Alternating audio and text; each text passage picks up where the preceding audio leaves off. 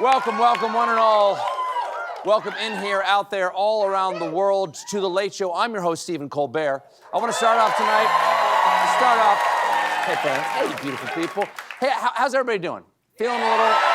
That's good. Yeah, that's good. That's good. I don't know about you, I'm feeling a little stressed these days, and that's why we get together every night. People say, how do you keep your spirit up? You know, we get together every night with y'all and with the writers all day, thinking about what happened today. You know, we talk things out, have a little fun. Yeah. And to do that, whenever we can, we like to do like a light story at the top of the monologue, you know, just to ease into things, you know, because things are messed up out there, you know. Do you want to know how messed up things are? The lightest story in the news is a plane crash. Everyone survived, though. That's why it's light, okay?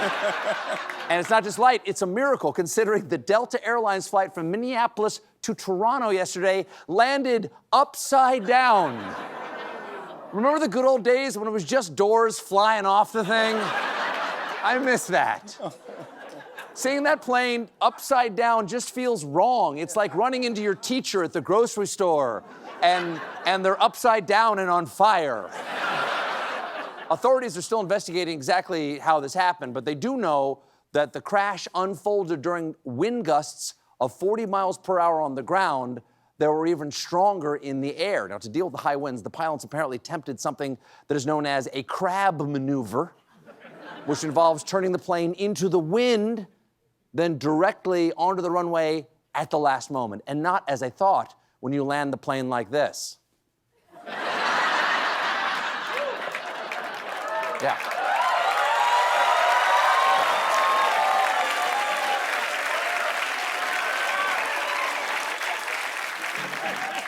But the maneuver was unsuccessful due to the earth being in the way, and the plane kind of bounced. It landed, kind of bounced, and then it flipped over.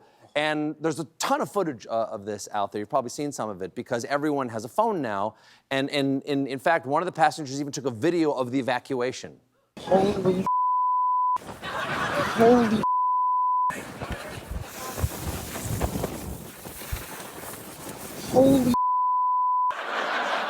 That was also his answer on the post-flight survey. Yes. Honest, pithy.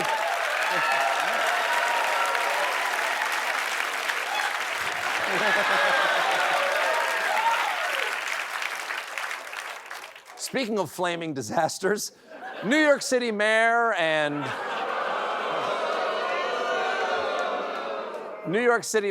time traveler sent back to warn us that the club stops bottle service at 4 a.m.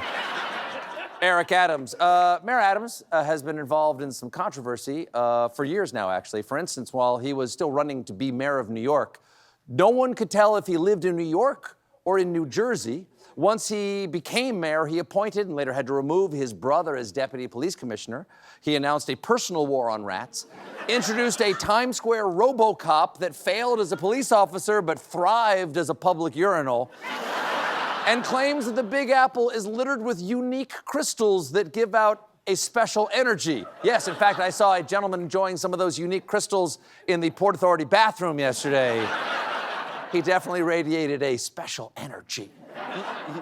But there's no denying Eric Adams loves this city. Just listen to how he praised all the possibilities of New York.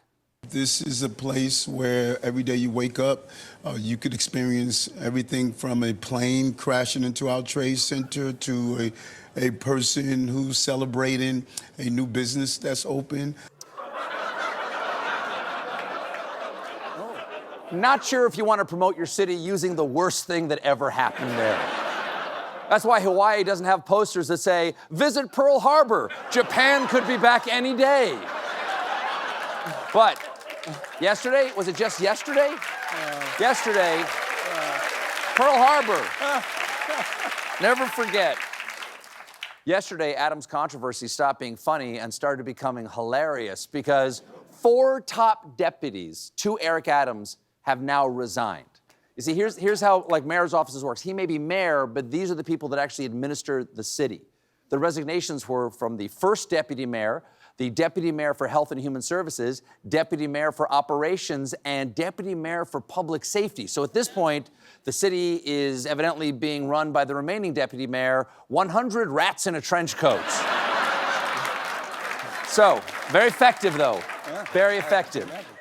So, how did we get here? Well, last year, the Justice Department indicted Adams for secretly soliciting and accepting illegal campaign donations from wealthy foreigners. One blatant example is Turkish Airlines, which provided free travel benefits worth tens of thousands of dollars to Adams, so he flew Turkish Airlines even when doing so was inconvenient.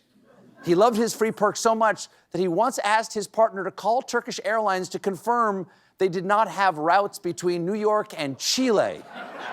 Okay, Jim, throw up the old map. So it's 10 hours and 30 minutes from New York to Chile, but if you decide to fly through Istanbul, that trip is only 27 hours long. Yes, it is a bit longer, but it does give you plenty of time to enjoy the Istanbul Airport Arby's. That's real, not a mock-up. The Istanbul Airport Arby's, you know their slogan, "We have the Honkyar Biendi." Sultan's delight, but it gets guiltier. It gets Arby's. Horsey sauce. But it gets guiltier because when planning a different trip to Turkey, his staffer texted Adams, "To be on the safe side, please delete all messages you send me." To which Adam replied, "Always do." Adding, "Including this one, it would be really embarrassing if it ended up in an indictment or on television being read out loud by a handsome and charming late-night host who, because he is not a public official, can accept as much free travel as Turkish Airlines is willing to throw at him." So Adams was in deep trouble. It did not look good for him. But then, like a flash, it hit him. He wasn't the only high-profile New York criminal in public office, so he immediately got all cozy with Donald Trump. And after Trump won, Adams traveled down to Palm Beach to have lunch with him at Mar-a-Lago, and instead of celebrating MLK Day here in New York, he left in the middle of night to attend Trump's inauguration. Well, he had to leave at midnight. No, we had to leave at midnight, folks, because that's the only flight from New York to Washington via Istanbul. Then, Istanbul. Any minute, baby. It's always there.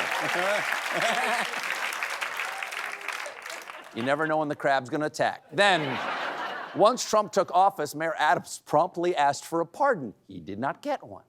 Instead, Trump wanted leverage over Adams, so he called in acting U.S. Deputy Attorney General and love child of Lurch and Uncle Fester, Emil Bove, or Bove, as I will call him, told the federal prosecutors who charged Adams to drop the charges without prejudice, which is important because it means that the charges could be brought up again in the future. So now Trump has old Adams by the old Turkish delights. Now, one problem with Bove and Adams' cunning plan to get the case dismissed, they just can't do it alone. There's a process. They need the prosecutors in the Southern District of New York to go along with it. But the leader of the Manhattan office, Danielle R. Sassoon, resigned rather than obey, and she was followed. Isn't that nice? And she was followed out the door by at least 6 other prosecutors. That takes courage. Thankfully, all these lawyers found jobs at the new firm of We Got Balls and How. One of Esquire. One of the people who resigned rather than capitulate was lead prosecutor and Jerry Lewis catchphrase, Hagen Scotton. Scotton explained the decision to resign this way: "No system of ordered liberty can allow the government to use the carrot of dismissing charges or the stick of threatening to bring them again to induce an elected official to support its policy objectives. If no lawyer within earshot of the president is willing to give him that advice, then I expect you will eventually find someone who is enough of a fool or enough of a coward to file your motion, but it was never going to be me." Damn, son. That is strong. Yeah. That is powerful. Unfortunately, he lost the president at the word carrot.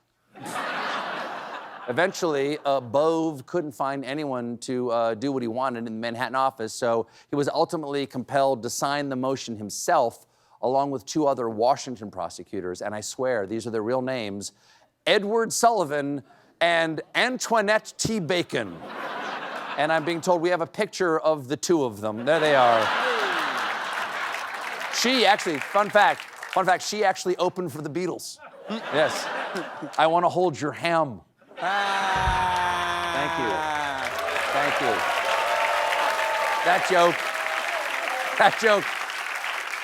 That joke sent in to us by Little Richie Dom, age 8.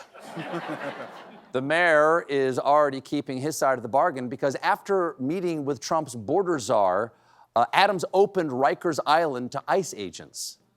But that is terrible. Rikers is no place for ICE agents. It's a place for Eric Adams.